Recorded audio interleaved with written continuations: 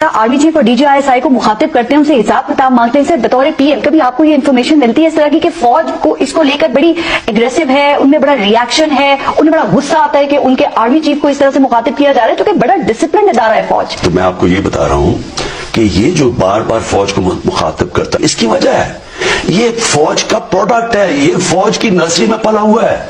इसको क्या पता था पॉलिटिक्स का? इनका सबसे ज्यादा कंप्लेंट अब फौज पे ये है कि आपने हमारी मदद क्यों नहीं की, और आप हमारी मदद करें इस गवर्नमेंट को गिराने के लिए। जनरल बाजवा को मैं आज एक उनकी तारीफ करता हूं। क्या तारीफ है? मुझे पता है कि मैं पुराने आर्मी चीफ्स को भी जानता था।